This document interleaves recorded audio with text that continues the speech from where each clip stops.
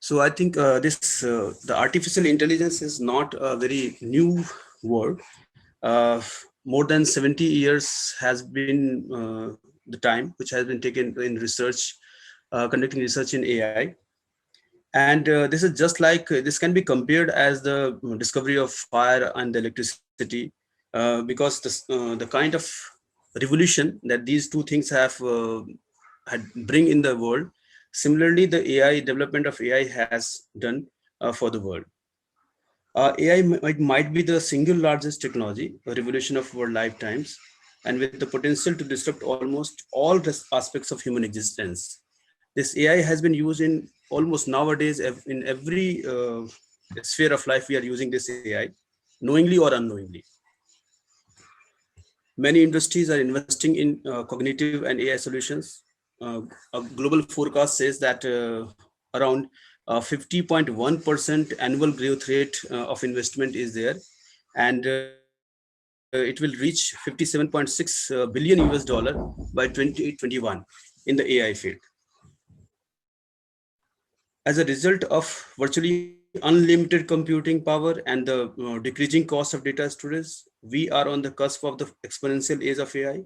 As organizations learn to unlock the value trapped in vast volume of data, so the availability of the data, and because of this development of the internet and being used by almost everybody, and this data has been used for the development of this AI. The speedy development of AI is just because the availability of data now.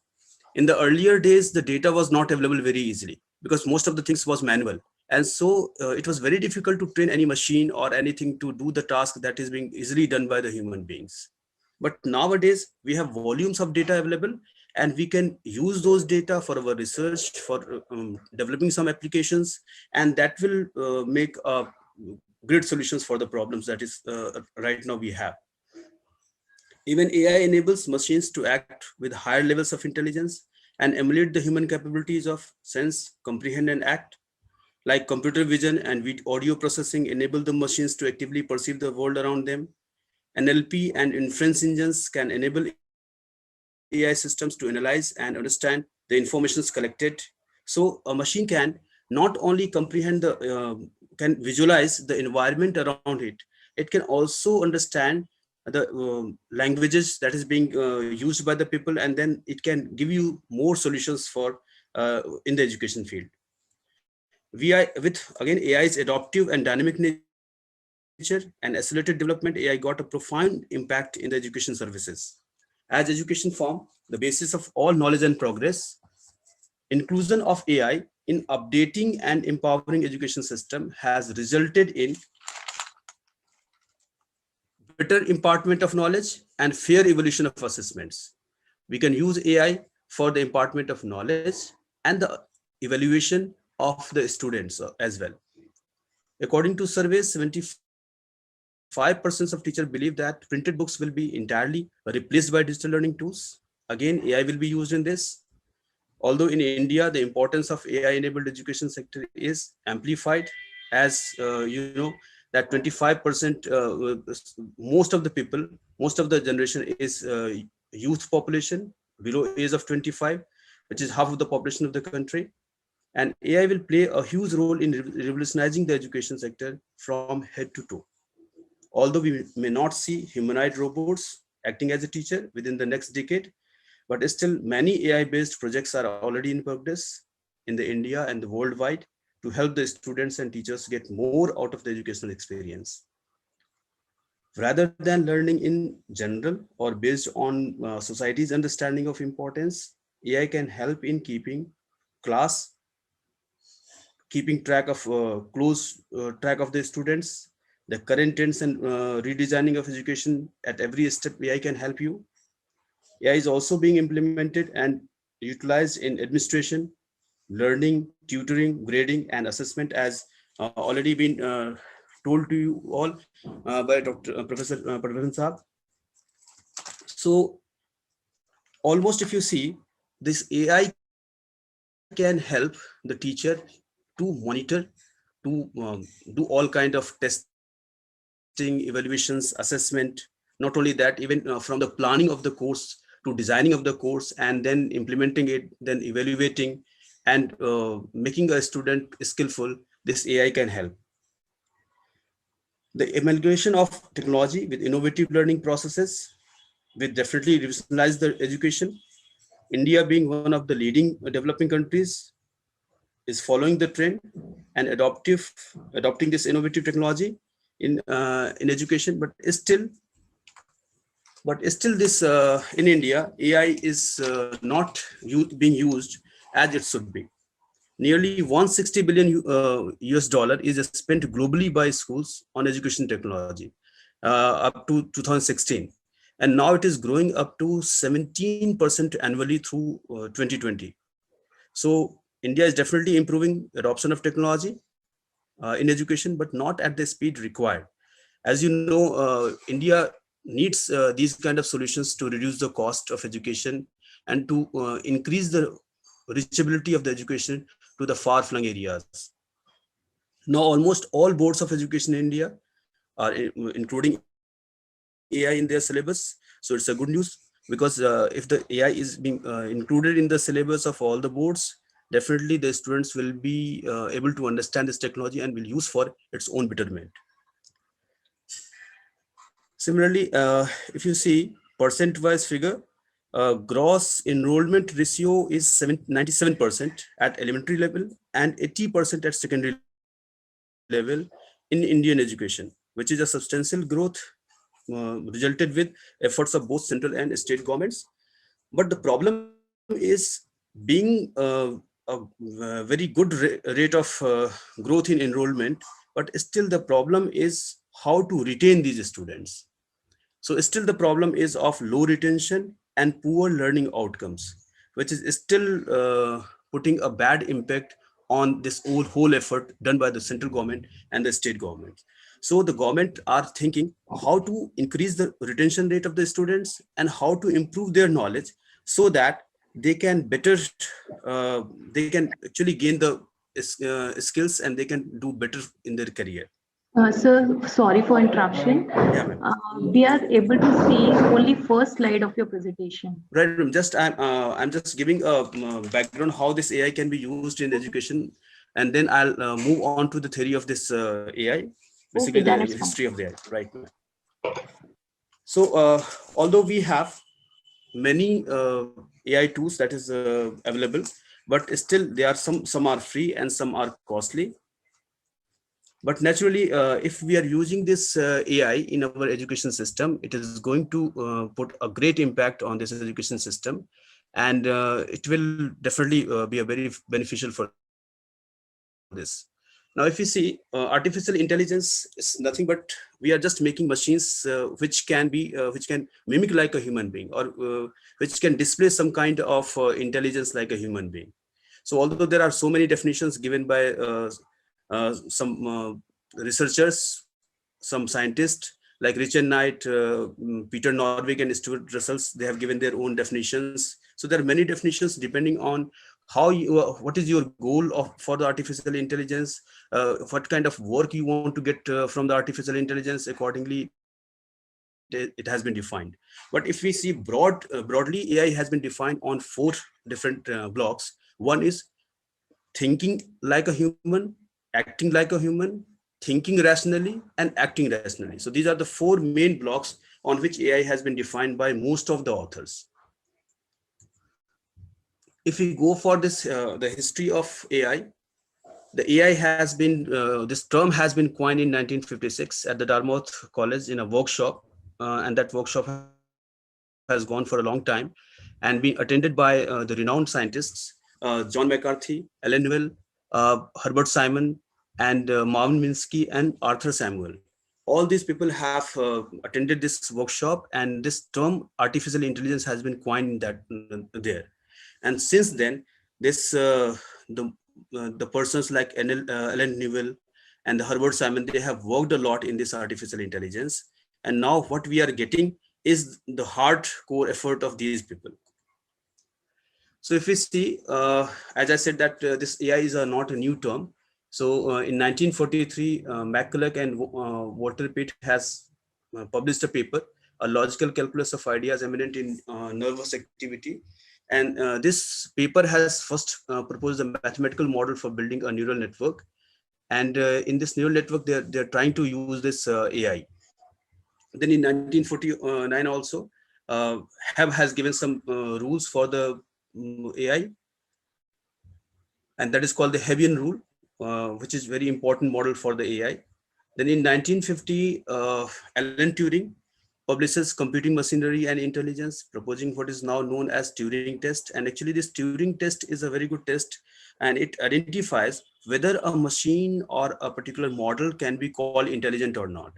So what it does basically, it puts the machine in one place, hidden from the person who is asking the questions, and a human being is also answering the same questions, but human being and machines both are hidden from the investigator. So investigator will keep on asking the questions, and the answers will be coming both from the machine and the human being. And if the investigator cannot differentiate that whether the answer is coming from the machine or it is coming from the human being, then that machine will be called that it is artificially intelligent, and it will pass the Turing test. So this Turing test is very important in understanding whether the machine is like somebody in the previous session asked, how will I know that whether the software is using AI or not? So we can ask the software to pass this Turing test, and if it is passing, then we will say that it is AI enabled. Then in 1952, Arthur Samuel developed a self-learning program to play checkers. In 1954, the IBM machine translation experiment automatically translated 60 carefully selected Russian sentences into English. So, and in 1956, as I said, John McCarthy was working on this AI. In 1958, the Lisp programming language has been developed, and Lisp is being used for developing AI machines. Then in 1959, Herbert Simon and Jesse Shaw developed the General Problem Solver, also called a GPS, a program designed to imitate human problem solving. Then in 1963, John McCarthy starts an AI lab at Stanford. In 1966, Automatic Language Processing Advisory Committee reported by the US government details the lack of progress in machine translations. One more thing that I want to tell you, that this AI has seen so many AI winters also, because the expectation from the AI was very high of the industry and the people at that time. And when those expectations could not be fulfilled by this AI, the industries have stopped investing in this AI. So many winters has been seen by this AI, and through many winters it has come to now, which is really very promising. So nowadays maximum investment is going on in this AI technology only, but earlier few times the people was not very much interested in AI, and almost I can say 10 years nobody was working in this AI field, because the investment was not there in this. So in 1969, as you can see, dental program in Mycin was developed. It was a decision support system, and being used for diagnosing the blood infections. Then in 1972, Prolog has been developed. This was also a programming language for AI systems development. So this way, many years of experimentation, research, this AI has come to this place. That is what this whole development has been seen through different years. Different people have worked a lot, and they have come up with the good programming solutions. They tried to remove the problems with the AI systems, and they came to uh, different good solutions rather. So if we see like in 1997, IBM's Deep Blue beat the world chess champion Garry Kasparov. So this was the time again when the people started investing in this AI field. As you can now, you can see the chatbots, you can see the Google search engine, you can see IBM's Watson, which are supporting the people to develop the AI systems. You can develop your own chatbots by using the IBM Watsons. Like suppose if you are working in education, you can develop your own question answering chatbots for your students, and it's a very easy. Now you don't have to write even codes. Only you should have the knowledge of your problem domain. if you really want to work in this. So in 2014, like Google makes the first self-driving car to pass a state driving test, and then Google's DeepMind's AlphaGo defeat the world champion Go player Lee Sodol. So these were again the very good developments in this AI field. How it works, this AI system works, it actually replicates or simulates the human intelligence in machines. AI is a computer system able to perform some tasks that every human being can do very easily. But if those work can be done by a machine, that then we say that it is artificially intelligent machine. And how this works, actually, it is earlier it was based on some rules and some like Prolog or Lisp you can use to develop those AI systems. But they were having very limited scope of work. They cannot be used for all kinds of systems. Now, if I go for this AI types of AI systems, then there are two categories actually. One is on the basis of the applications, and one is on the basis of technology. So if we discuss on the basis of applications of AI, they can be categorized as reactive machines, machines with limited memory, machines with using the theory of mind, and the self-aware machines. So if we go into the details, reactive machines are also categorized as the weak AI systems. They are not very strong AIs, and they perceive the world directly and act on what it sees. It has no memory. Only whatever it is getting the stimulus from the outside world, it is on the basis of some rules. It is only responding to those things. Like a robot. If a robot has got some obstacle in front of it, the robot will apply the rule and it will remove or jump over that particular obstacle. That is what the reactive machines are, not more than that. So they have very limited, the chess games.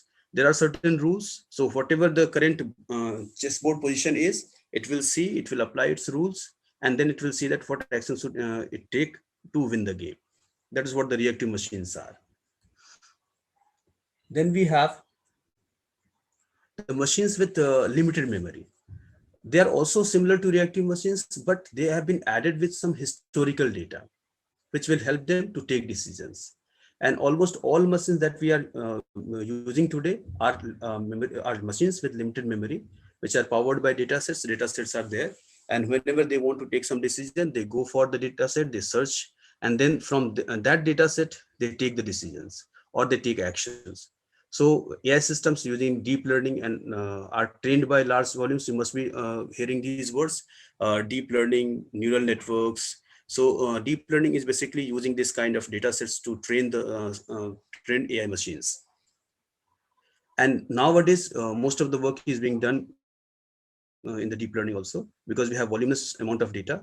Like we can use the deep learning models to categorize or to locate the objects. Like if we give the images of hotels, like if we give image of Taj Mahal and image of let's say Lal Killa, then we can identify that uh, which image is of Lal Killa and which image is of Taj Mahal, just by inserting the images. So that is what deep learning can do, and it can identify the images. Then we have the machines with the mind. Those machines represent an advanced class of technology and exist only as a concept. Right now, still we are in fancier state and we have not developed this kind of system. But this kind of AI requires a thorough understanding of people's and things feeling and behavior within an environment. Theory of mind is a critical technological improvement that sorts people's emotions, sentiments, and thoughts. So nowadays, the AI ML companies, they are working in India and they are working on these fields. Like they are doing some sentiment analysis, they are doing some emotional analysis. They are also trying to incorporate the human beings feeling in the machines, so that machines can respond accordingly. Like we can make some robotic psychologist who can talk to you through the question answering. It can understand your feelings and it can give you solutions also. So but still these all are in infancy state. Most of the companies are working in this and they are providing the solutions. Like a real world example of the theory of mind is Kismet, designed in the late 1990s. Kismet can mimic human emotions and recognize them, but it can only mimic, right?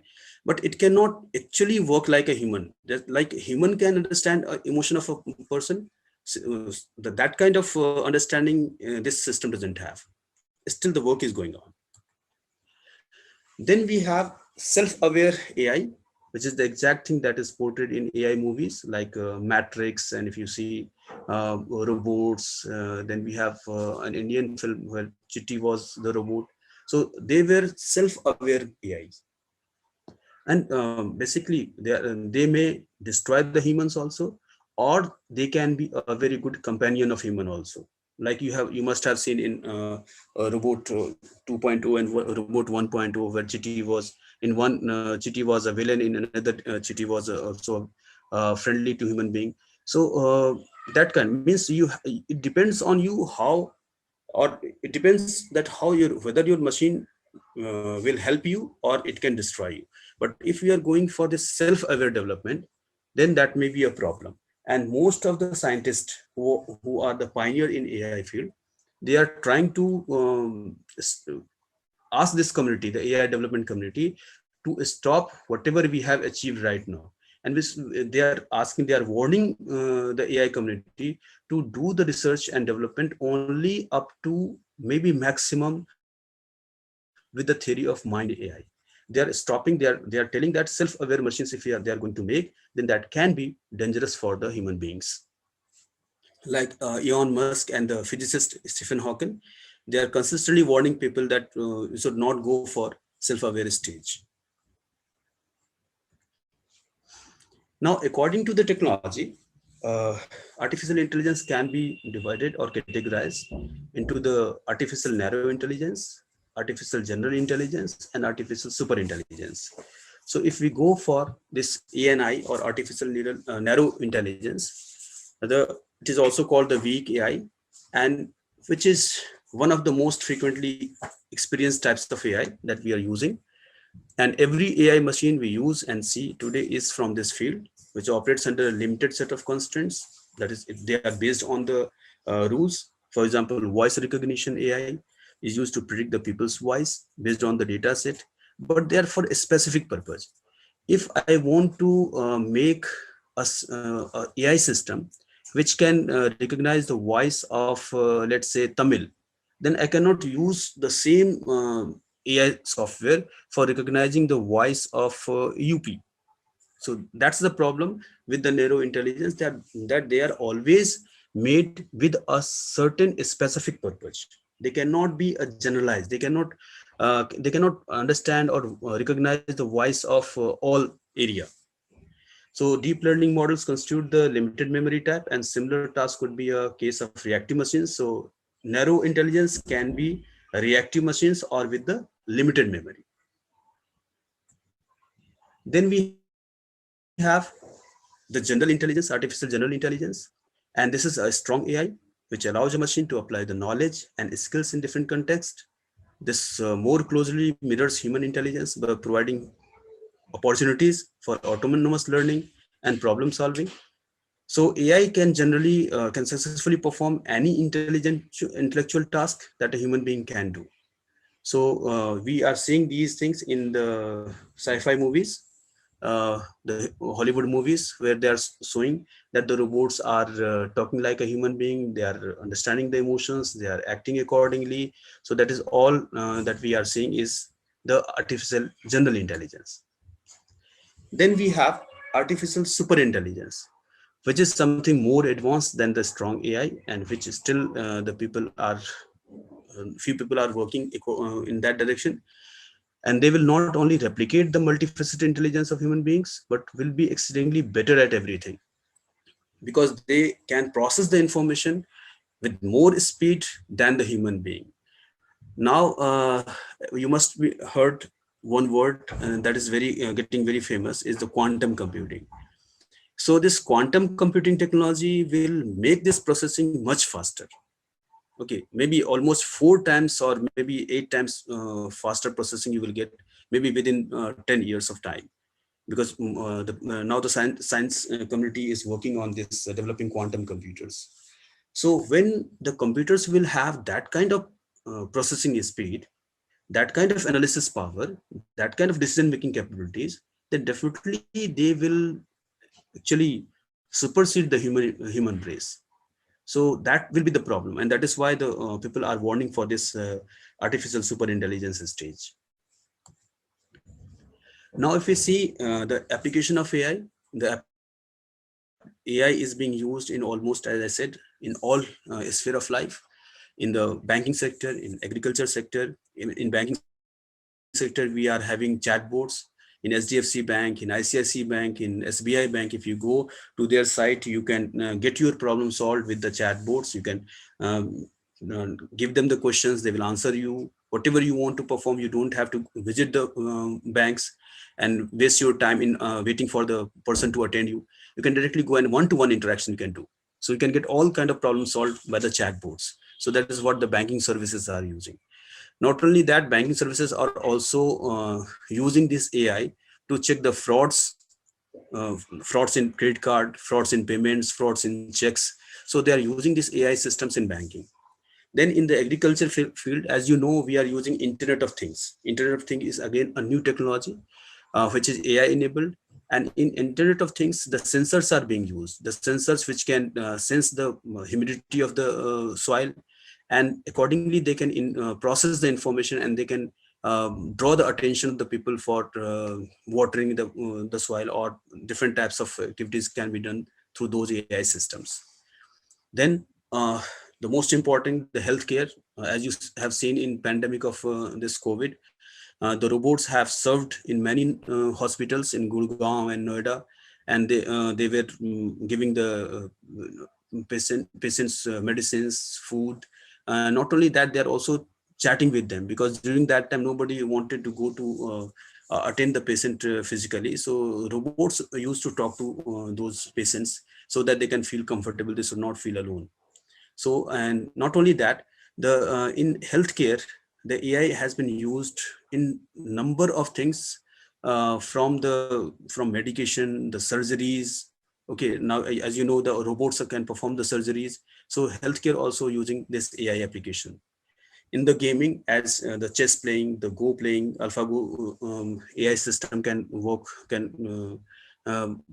for this Go playing. So in gaming also we are using AI applications. Like if you play a game, the AI software will automatically tell you at what level you can perform, and it can accordingly raise the levels of the game. So AI can be used in gaming also, and gives a real life experience actually. Then AI is also used in space exploration, autonomous vehicles like self-driving cars, manless aircrafts, manless helicopters, right? So these all are the autonomous vehicles. Then the chatbots, uh, artificial creativity, like in arts, in music, even in writing the books, we can use the artificial intelligence softwares, through which we can develop our music. Now we don't need any music director. Even AI systems can develop the new tunes. So that is what being done here. That is also an application of AI. So this AI can be used in marketing also. Like recommender systems are there. They are being used in Amazon, Flipkart, and many number of e-commerce sites, which tells you that what is your choice. If you ask them that I want the red color shirt, so they will show you different red colors shades there, and you can choose one of them. So you don't have to even go to anywhere. You just can get everything done on your computers using these AI enabled softwares. So recommender system is a very good example, which is being used for this in this marketing and business community. If I talk about the applications of AI in education, so the AI can support the teachers not only in administrative task, but also in getting the evaluation done by the AI softwares. So teacher, if teacher are using the AI and technology in their teaching system, then they can better support their students, and they can better get of the actual performance of the student. Then the students can also go for individualized learning. If they feel that, okay, I want to learn something, as you must be knowing that the syllabus is always developed by taking care of 80% of the student in a class. Those 80% students are always are actually in middle. The top 10% of student and the bottom 10% of students, the syllabus is never designed for them. So those top 10% students always feel that they are not able to fully utilize their potential, and that is why they lose their interest in education, and that is what there is a low retention rate.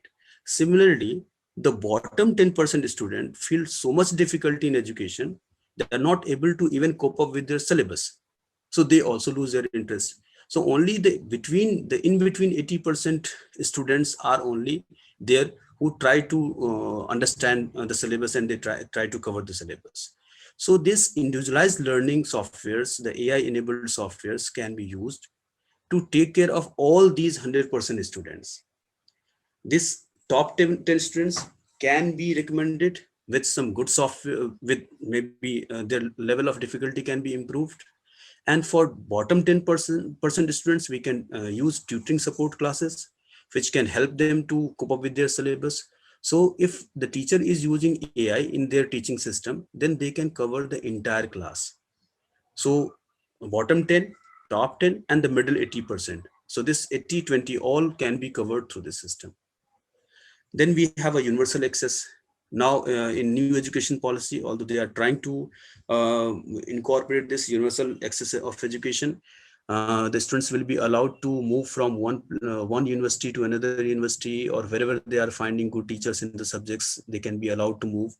So, but through AI systems also, we can access the education universally. If I find that MIT is having good courses in machine learning, I can online connect to them, and I can actually access the materials, their classes, everything I can do with the help of AI.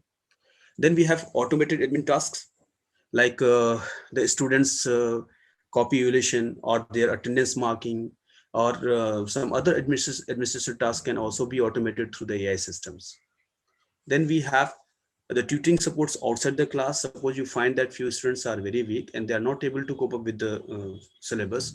So what we can do, we can provide them the this tutoring system, and they can get the help outside the class also.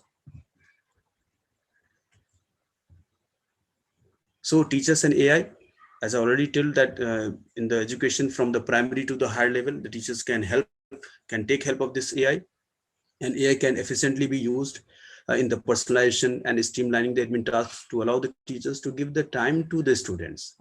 And teachers' time is very important for students, as the emotional support, the motivations, everything can be drawn from the teacher's attention to individual students. So instead of wasting their time in this marking the attendance, putting their marks on the seats, and doing some kind of analysis that who is strong, who is weak, the teacher can more focus in making the students try to listen, try to learn, and motivate them to go for the new things, to learn new skills. That can be done by a human being, that can be done by a teacher. So teacher are not going to be replaced by the machines, but rather the teachers will have its actual role. Always the students learn, always students do the best, but the teachers are only the guiding person. He cannot be a person who teach each and everything to the student, but he can actually ask the motivate the students to learn something. That is very important. So by leveraging the best attributes of the machines and the teachers, the vision for AI in education is one where they work together for the best outcome for the students.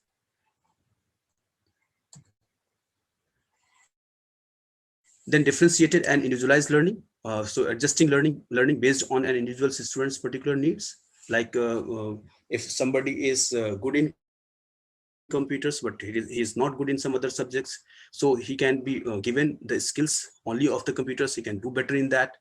So the learning can be adjusted with the help of AI. But AI will also allow a level of differentiation that is impossible for teachers who have to manage many number of students in each class. As you know, in a class nowadays, 68 to 70 students are there. So teachers are having very difficult time to access each and assess every student in the class. So as AI gets more sophisticated, it might be possible for a machine to read the expression that poses on a student's face, and that indicates they are struggling to grasp a subject or not. If the student is able to understand the subject, the AI will actually read the face and will tell, okay, the student is okay with the topic. And if the student is not okay with the topic, the machine will tell the teacher that, okay, such and such person is getting problem in this topic. So AI machines can help the teacher in this also. He can differentiate who is the top 10% learner, who is the 80% middle person, and who are the bottom 10% of a student. As I said that education has no boundary, so global classrooms can be attended by the students, and even though they are speaking in different languages, but we have the systems which can solve all these barriers, and the students can be given the access to all these the educations which are available across the world. So not only in India, the students of India can learn from outside the world also.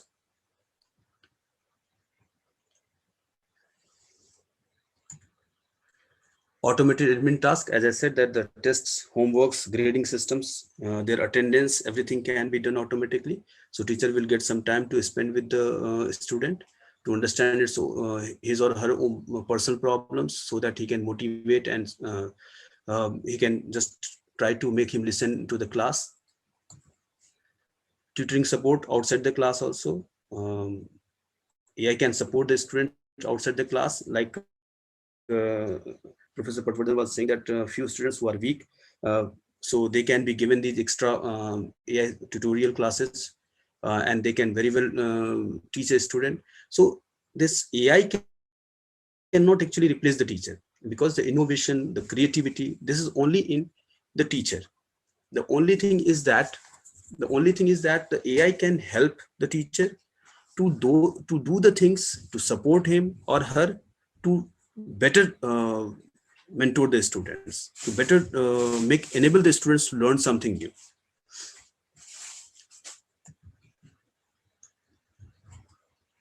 Artificial, if you see artificial intelligence in education industry, there are many companies who are helping. Various industries are participating. They are developing the AI ML softwares which can help the education industry. As you know, education is the base for all the development of any country or the world. So every industry is investing in their companies to develop some softwares for this AI in education. Some of the leading AI companies are like Newton, Cogni, Querium, Century Tech, KidSense, Carnegie Mellon Learning, Kidaptive, Blipper, Thinkers Mass, Wally, Quizlet. All these are the companies who are actually developing some softwares, and developing products for helping the education system and the students. Like Nuance, they make speech recognition software that is used by the student and faculty. The technology can transcribe up to 160 words per minute, and is especially helpful for students who struggle with writing or having limited mobility. Like somebody was asking that what is the software that can be used for the handicapped people. So as I said that now we have the AI systems, and the student can study. We have seen also during the pandemic that you need not to come to the college, and through the Zooms and various platforms, that WebEx, Zooms, Google Meet, you have Microsoft Teams. There are many platforms available in the market through which you can conduct the classes. And not only you can conduct the classes, but you can do some kind of analysis also. You can try to find out that whether the students, how much students are interested, which topics they are putting more effort, how they are answering. We have the poll systems where we can ask the question in between the session also, and we can get the solutions from the students, and then we can gauge that how much really they are putting their sincere effort in studying this lecture. So all these are available nowadays in the market. So even if the person who cannot move from one place to another place, he can sit at his home and then learn everything. Even virtually, he can attend all the classes, all the conferences, all the workshops. And even there are some softwares you need not to have the costly computers also, or costly infrastructure. Like, the cloud computing is available, and cloud computing is not only providing you the infrastructure, the infrastructure support, they are also providing the software supports. So just by sitting at the home with a simple computer, you can do everything. So this software also enhances spelling ability and word recognition. Instructors can use this software to dictate lectures and for later use or catalyze tedious tasks like document and email creation. So Nuance is one of the company which is helping in this. Then we have Newton, which is creating the adaptive learning technology for higher educations. Then we have Cogni, which is making AI-based products for the K-12 platform. Actually, K-12 platform is up to the 12th class, and then for higher education institutes also, they are developing the softwares. And these all AI-based based products are helping them to educate, to make them learn the new skills, which may be not in your syllabus. Maybe that you want to, that may be your, you really want to go into that particular area, but that is not in your syllabus. Maybe that the infrastructure is not available in your university or college. Maybe that hardware and that software is not available in your college or institution. But if you really want to learn, now these softwares, these will help you to learn all those things. So this Cogni is also making the softwares which can be used for corporate training programs also. Then we have Aquarium, which is also using AI to deliver customizable STEM tutorial tutoring lessons to high school and college students. By analyzing answers and length of time for the step it took to complete tutoring sessions, Aquarium AI gives teachers insight into the students' learning habits. So how much they are able to focus, how much time they are able to devote, on which topic the students are putting more effort. So everything can be done through these AI systems. So these companies are helping to develop in these kind of systems. Then we have a Century Text platform, which is utilizes cognitive neuroscience and data analytics to create personalized learning plan and reduce workload for instructors. So you don't have to tell the student that, okay, how much you have to learn in this week or in the month. It will automatically make everything feasible and possible for the teachers. They can use these softwares. And actually this Century will also give the teacher access to resources, which will reduce their time spent in planning, grading, and managing the homework. So administrative tasks can also be done automatically by these products developed by Century platforms. Then we have the KidSense, which is developing educational AI tools designed specifically for the children. And the company's speech to text tool uses AI to transfer a child's speech into text in order to take notes, practice vocabulary, or even take tests. The students used to spend much of the time in making the notes. So now they don't have to waste their time in making the notes. All these notes will be automatically prepared. So whatever he will speak, though they will be automatically converted into the text form. Then we have the Carnegie Learning. Again, they are using the AI and machine learning to help the student developer deeper conceptual understanding of maths. So there are softwares, AI-based softwares available for different subjects also. They are also containing the AI algorithms that help educational institutions collect data and increase learning and learner engagement. Like if you are teaching some subject and you are finding that the students are not reading that particular topic, let's say there are some introduction part and the students is already at the top 10 level, so he will not go through those introductory part. So maybe that you can provide something which can suit to their potential. So it's always better to see the potential of the student, then only you can make him interested in the class. If you are telling the students very basic things and your students are very maybe high performing, they will not take interest. If you are telling the students something which is a very advanced topic, but the students are at the middle level or they are 10% bottom level students, then they will also not take interest. So the teacher has to plan their sessions, plan their classes in such a way that the entire class can be covered, not in terms of quarters that okay 25% or 50% or 75% students can be engaged. So the engagement of the students is a very tough task for the teacher. So these AI products will also help the teacher in engaging the students by planning the course, by planning the topics in such a way that they can easily motivate the students to take their classes. Then we have the Blipper, which combines the computer vision intelligence technology and augmented reality to enhance the way students learn in the classrooms. And the interactive materials being subject like geography, biology, physics, all these can be made by, because it is using virtual 3D models. So that is more attractive and the students take interest in reading these topics. We have Thinkster Math, is a tutoring program developed for use on laptops you can, or tablets or desktop you can use. This can be used by class 8th up to the 8th students. So these are all platforms. Then we have Wally's. Wally has AI based knowledge engine, constantly synthesize course and quiz results as well as briefings to find knowledge gaps among the employees enterprises, so they can be used in companies also for checking the technical skills of the person.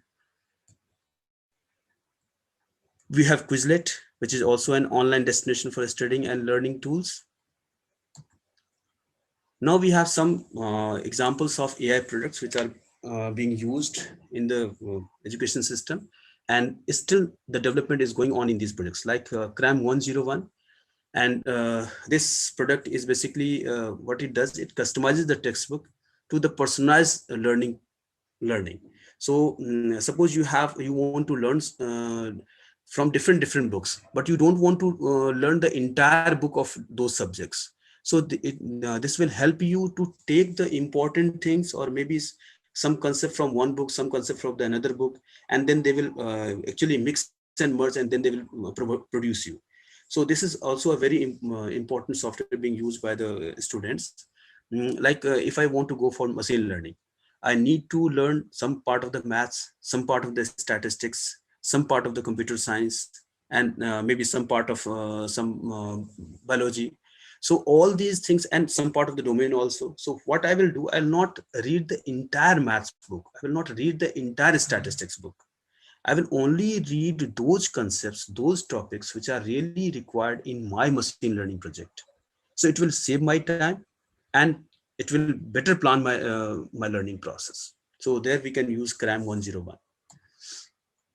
Then we have a Mica, which is a personalized virtual tutor, easily adaptable to the students' need, and provides immediate feedback to help them learn.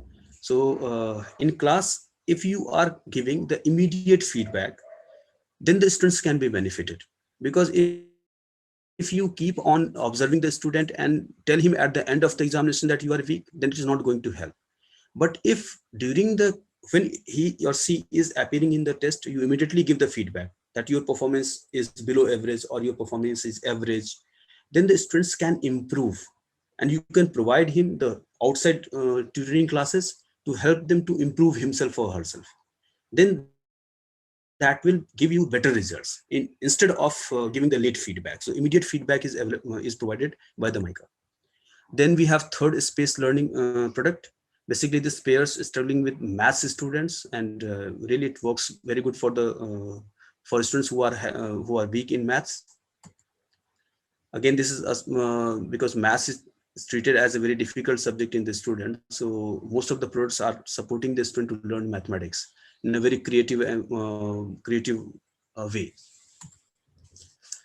Then we have as I said, there are few products which are open source, freely available, and there are few which are really you have to pay some cost. So this open source math tutoring app you can use. Similarly, like sir was also talking about the Grammarly. If you really want to go for the English language grammar, then you can use Grammarly. It will help you a lot to learn the grammar. So there are so many products available for different subjects. Like we have Front Row. This is also a AI based product. Then we have Smart Ed. This is also a customizable textbook, the same thing. It takes the content from different textbooks. And see, this is one reason that the textbooks are needed to be digitalized. As I said that 75% of the teachers believe that now the printed books will not be used more. Why? Because if you have a hard copy of printed books, then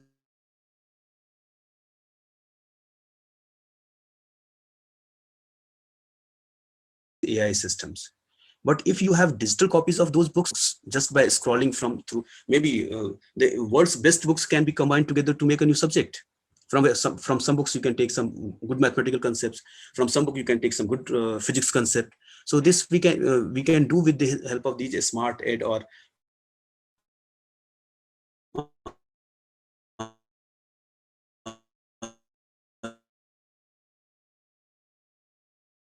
those products like cram 101 people are using in India. Also, this product is unique source to explore questions and concepts together. The site has over 80 million users from 35 countries. So you don't have any boundary in getting the knowledge. So from different countries, good people are connected on these platforms, and you can learn from them. Like social media is also using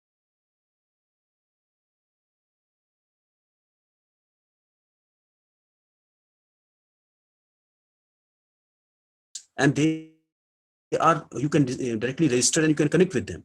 And there are different the blogs and the forums are on different areas, like for research in computer science, research in biology, research in chemistry. There are different blogs and there are different discussion forums. And if you post any question, they give you the answers.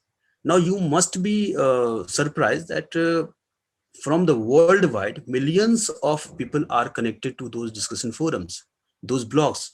Then how they are getting instantly the answers? The answer is there are some AI systems behind those discussion forums, behind those blogs, who are actually answering your questions. There is no human being at the back who is answering the questions, because human being cannot answer millions of questions at the same time. So what happens? There are some AI systems. They are working in the background. They are learning from your questions and answers, and they are also giving new answers to you by learning from those data. So Brindley is also doing the same kind of thing. There are some Indian apps which are also using AI for education, like Nguru, Khan Academy, Next Curriculum, Notes Generation. Then you have Byju's. So all they are using these kind of thing. You must have seen in Byju, if you have purchased for your children, you must be saying that Byju is giving you analytical results, that your children is studying which subjects more than the other subject. What is their learning graph? What is their performance level? So they are giving you in terms of the graphs, in terms of tables, in terms of percentage, right? How much time your children is devoting on the study. Everything they can give you on a click of the mouse. So that is what you are getting, and that is not a simple software. It's not a simple software. It's a AI based softwares, which is actually giving you doing some kind of analysis at the background.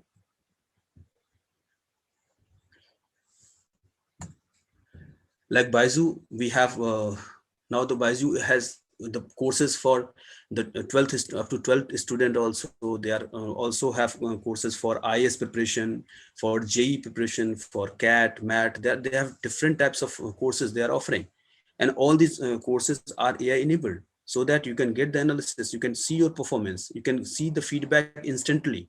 You don't have to wait. And by seeing the feedback, you can understand that which topic you are weak in, which topics, and which subjects you have to cover more. Then you have a Nguru, which is also an adaptive on the go self-learning English and communication skill app, which provides a variety of industry specific English courses. Parvin sir was very rightly saying, I am also in engineering college, and I see that there are good companies who are coming and offering 20 lakhs packages also, but the students are not getting selected. The reason is the student has, sometimes the student do not have those skills, but most of the time I have seen that the students lack in the communication skill and the personality traits, different than the technological skills that they are gaining in these engineering colleges. And on the communication skill they have to work, on their personality traits they have to work by themselves. Nobody can teach somebody that okay, how to speak or how to behave. It is the student who has to work on it. So there are some apps, there are some softwares on which can be used by the students to develop these things. Even the students can learn different languages also. As you know, in this MCA course, and IT people has to go to different countries because their clients are in different companies, so they should know different languages also. They help them a lot. Like if they are going to China or Japan or Singapore or some different countries, they need to learn their languages also. So that will help them a lot. Then we have a Khan Academy also. They are also providing the e-learnings through a huge number of articles and videos. Nowadays, we have so many YouTube channels through which we can learn different technologies. Like if I want to learn in deep learning, if I want to learn machine learning, so I can go to those sites and those YouTube channels, and then we can get the content, materials, and learning. Next gen curriculum is also there, which helps the candidates. This is a platform which allows educators and the students to sell and purchase academic notes. So there are a few things that I also want to focus on.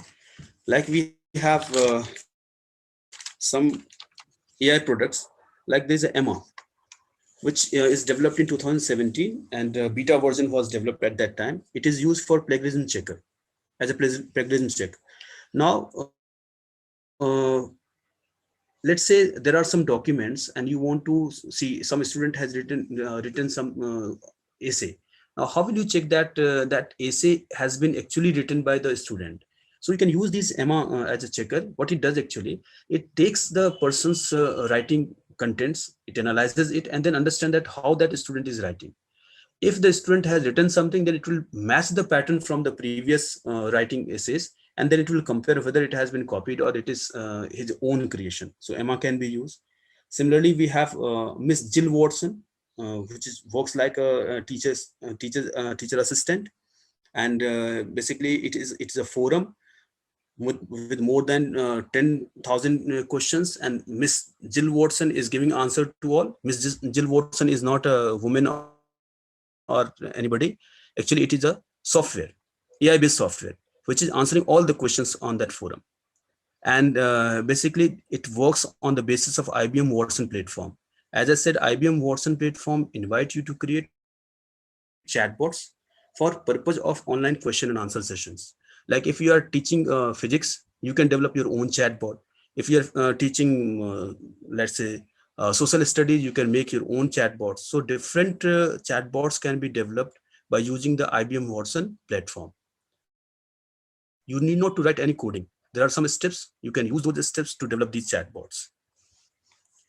Like similarly, we have grade scope, which actually used to grade the student's paper and make it fast and efficient.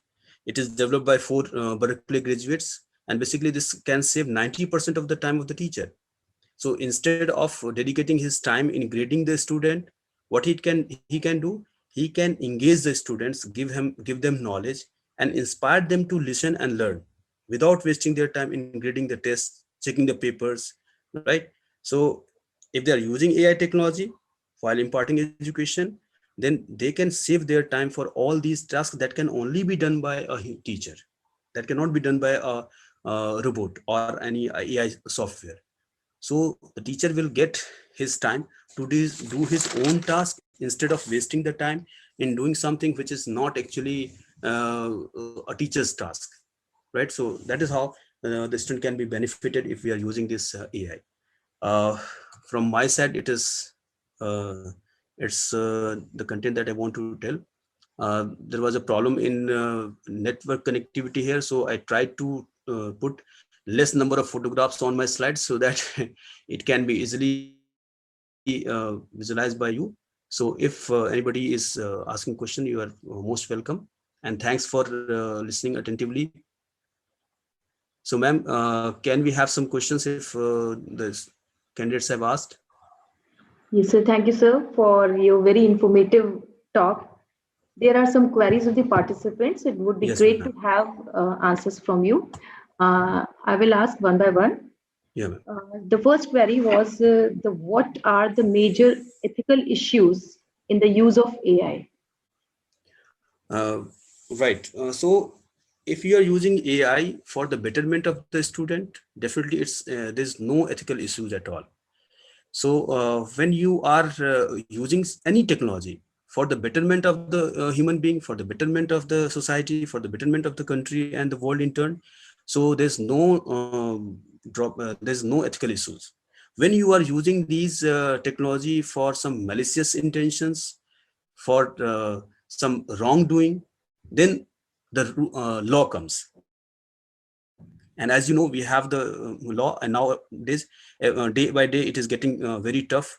So if you are misusing something, naturally, definitely, when you are using some AI in technology, because I said that lots of data is available free of cost, and if these AI machines are being trained in by using some malicious intention, then definitely it is going to harm the people. So as far as the scientists, the researchers are using it for the betterment, there's no problem. But if they are not using for the betterment, like I can tell you an example. Compass is a software which is used in the US courts, but it has been seen that that AI software has been developed by using the data which is biased towards the people, one kind of people. So whenever it is giving some judgment, it is always biased towards a one particular race of people. So it all because AI systems are always trained by getting the data. So if your data is biased, naturally the system will also be biased. So if you want to make a fairer system, that is actually required in education. In education, you can't be biased towards one race of people or towards one kind of one gender of people. So if you want to really be fairer, then these softwares must be developed by using fairer means. So I think I have answered the question. Yes, sir, absolutely. So one more query is the how AI be useful in making the regular lecture of teacher effective. Ma'am, if you right now we are also using smart classes, and in smart classes, if we are using mix of this AI software and the teachers creativity, then we can actually do better. So in classes, these AI tools can be used in collaboration with the teachers. So teacher will create the content according to the need of, as in the previous session also sir said, that a software cannot see the face expressions. Software cannot actually see what you are feeling right now. Okay. So the teacher can better judge. So teacher can use his own creativity, his own innovations, and that will be supplemented by these AI softwares. Right, ma'am? Yes, sir. Thank you. Sir, one more query is from the research student, as we have a good number of researchers connected here. How Yeah. AI is useful for solving the problem of copying the content from the web? As I said, there are softwares like Emma. I have given you example, plagiarism checker. So it can be used for checking the plagiarism, and actually they are based on some is based on linking the websites or linking the contents, linking the articles and documents, and some are basically using your own way of writing. Let's say if you yourself is writing some essay 10 times, so this software will find the pattern, that how you are writing, which kind of words you are using, what kind of sentiments you are using, and then accordingly it can check whether it is your own creation or not. So instead of just checking because see, if I'm writing something, I cannot see that maybe the same thing has been written by somebody else. Okay, but that is not plagiarism, because when I'm writing by my own, but maybe the same sentence has been used by somebody else also. So these kind of software, the MR software, only understands your own way of writing, and on the basis of that it will check whether that student has written or not. Right, ma'am?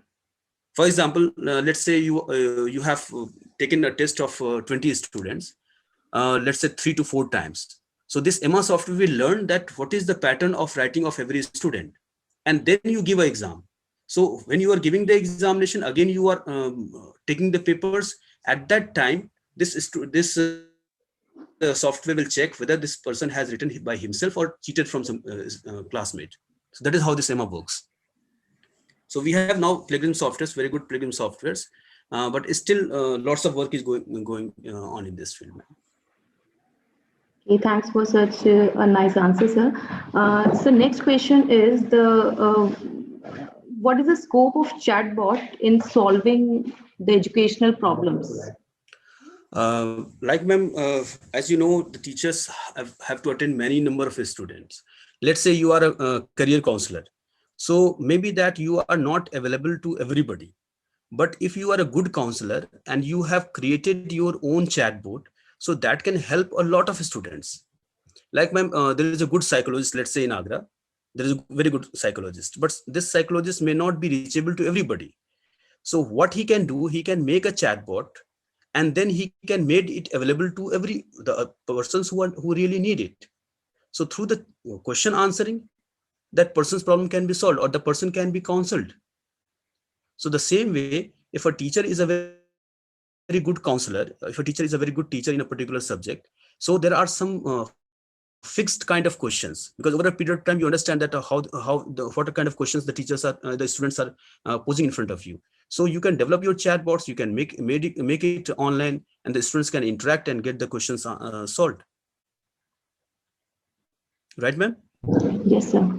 So, last question is from my side. Yeah, As ma'am. I already know your field, how AI is useful for the emotional development of the people? Ma'am, I'm telling you, nowadays, most of the AI ML companies, they are working on sentiment analysis. Even they are helping, like, see, when we used to have comprehensions in English, right, ma'am? Precise writing, summarization of the paragraphs, all these are being done automatically. Let's say there is a paragraph, and in that paragraph, the AI systems can give you many number of questions. See, when you are taking the online examination, online test, it is always a difficulty that what kind of multiple choice questions you can provide, isn't it? Because finding the questions and then writing their 4 to 5 answers is very difficult, and those answers which should look similar to the students. So it is doing this thing is very difficult. But nowadays the AIML companies are actually doing the work, and they have produced the softwares which can generate many number of questions, multiple choice questions, fill in the blank questions from the same paragraph, maybe that we cannot do as a teacher. So that is what sentence analysis, the sentiment analysis, the recommended systems, all these are using actually AI and machine learning to do all these kind of things.